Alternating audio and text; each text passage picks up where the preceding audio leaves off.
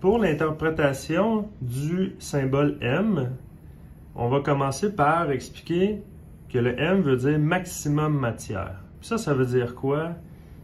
On a deux situations différentes. Soit qu'on parle d'un trou, ou soit qu'on parle d'un arbre. Ça veut dire d'une pièce cylindrique.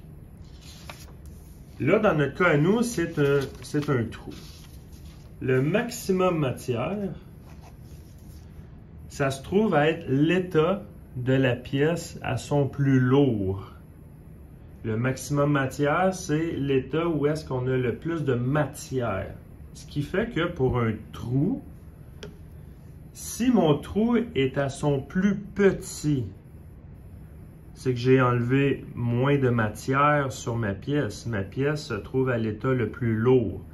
Ça veut dire que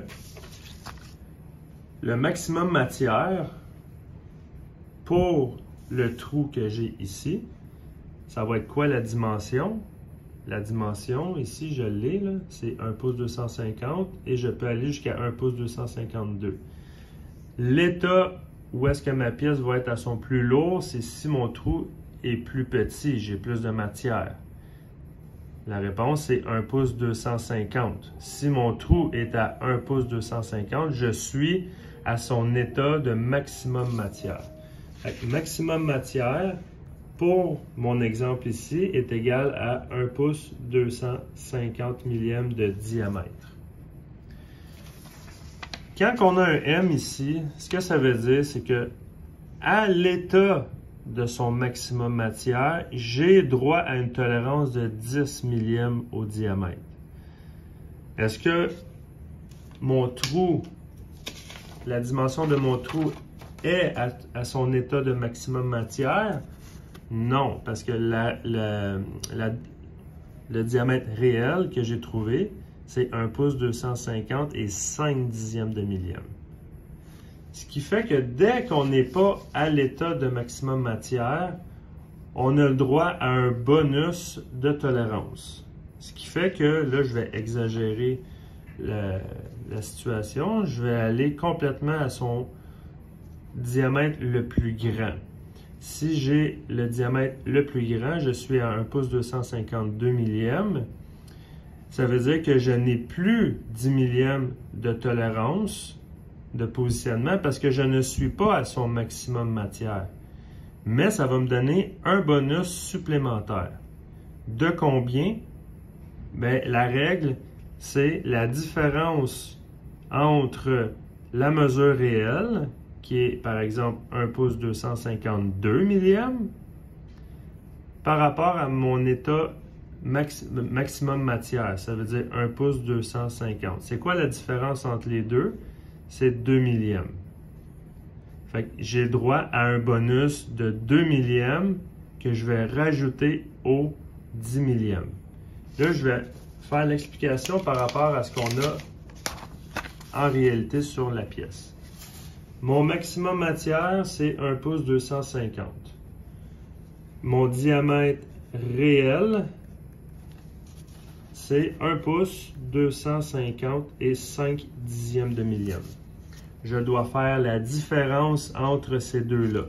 La différence, ça se trouve à être, c'est pas beaucoup, mais c'est 5 dixièmes de millième. Ce 5 dixièmes de millième-là, c'est un bonus. Hein? C'est le bonus que je peux ajouter à ma tolérance de positionnement de 10 millièmes. Ça veut dire que je vais prendre mon 10 millième de tolérance. Ça, c'est ma tolérance de positionnement ici. Plus mon 5 dixièmes de millième, ce qui va me donner une tolérance finalement de 10 millièmes et 5 dixièmes de millième comme tolérance de positionnement. C'est comme ça que ça fonctionne le M. Et là, dans notre cas à nous, le trou était déjà conforme par rapport tout simplement à mon 10 millième que j'avais ici.